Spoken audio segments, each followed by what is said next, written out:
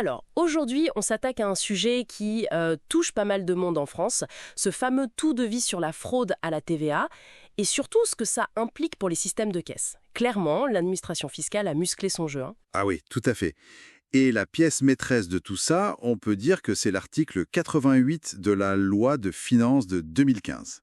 Ça a vraiment changé la donne pour beaucoup de professionnels assujettis à la TVA. Le cœur du réacteur, si je comprends bien, c'est cette obligation depuis 2018, c'est ça? C'est ça, depuis le 1er janvier 2018. Donc si on encaisse des clients et qu'on est soumis à la TVA, il faut utiliser un système de caisse ou un logiciel qui soit sécurisé et certifié. Fini les vieilles caisses où on pouvait bidouiller les chiffres un peu facilement, imagine. C'est exactement l'idée, oui.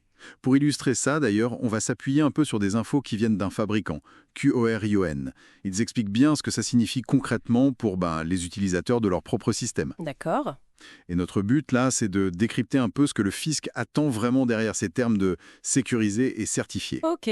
Alors justement, qu'est-ce qu'il faut techniquement pour qu'un système de caisse soit considéré comme conforme? C'est quoi les exigences? Alors, la loi et surtout le bulletin officiel des finances publiques, le BOFIP, qui est en gros le mode d'emploi détaillé du fisc sur ce sujet, pose 4 conditions techniques. C'est assez précis. 4 conditions, d'accord, allons-y. Premièrement, l'inaltérabilité.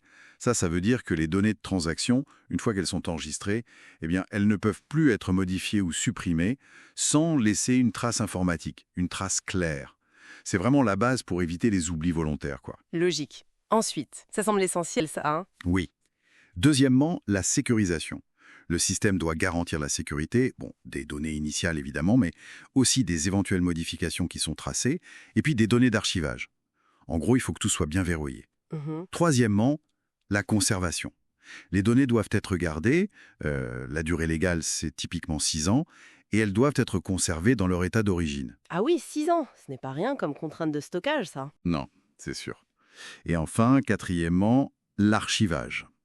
Il faut une procédure claire pour archiver les données, on va dire à intervalles réguliers, souvent avec une clôture périodique, pour les figer, et ça garantit qu'elles restent accessibles et surtout lisibles pour l'administration si jamais il y a un contrôle. Inaltérabilité, sécurisation, conservation, archivage. Ok. Bon, c'est un cadre assez strict, effectivement. Mais alors, comment une entreprise prouve qu'elle respecte tout ça, concrètement, si un contrôleur débarque? Alors, il y a 2 voies principales en fait. Soit on présente un certificat officiel, celui-là il est délivré par un organisme indépendant, accrédité, qui a audité le logiciel ou le système. D'accord. Soit, et c'est souvent plus direct pour l'utilisateur final, on fournit une attestation individuelle de conformité. Et celle-là, elle est donnée par l'éditeur du logiciel lui-même. Ah d'accord. Et donc, des éditeurs comme QWinery, sur qui on se base un peu aujourd'hui, ils fournissent ça pour leurs clients. Oui, c'est ça. QWinery, par exemple, délivre bien une attestation individuelle pour ses logiciels. Mais attention, il y a un point très important. Ça implique souvent de faire une mise à jour du logiciel sur les machines qui sont déjà en place. Ah oui. Oui, parce que sans cette mise à jour spécifique, l'ancienne version du logiciel n'est pas forcément conforme aux exigences de 2018. Donc, il ne suffit pas d'avoir acheté le bon matériel il y a quelques années. Il faut impérativement vérifier qu'il tourne avec la dernière version logicielle, celle qui est certifiée.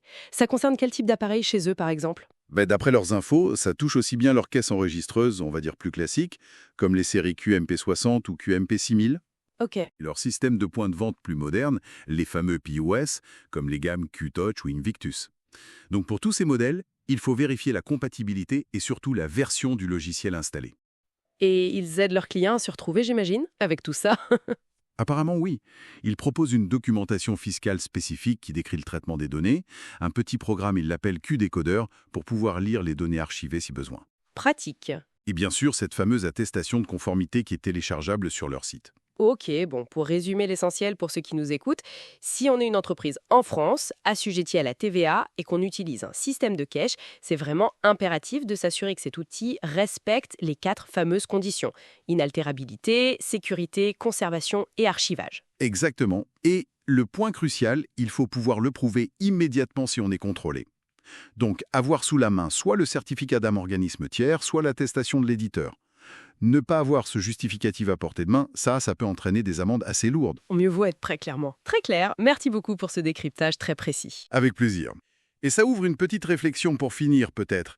Au-delà de l'aspect purement fiscal de la conformité, On peut se demander comment toutes ces exigences, qui sont quand même très détaillées sur la traçabilité, l'archivage sécurisé des données de vente, comment tout ça ne pourrait pas finalement pousser les entreprises à mieux analyser leurs propres chiffres, ou peut-être à repenser certains aspects de leur gestion quotidienne. C'est une piste intéressante, non? Qu'est-ce que ça pourrait changer à terme?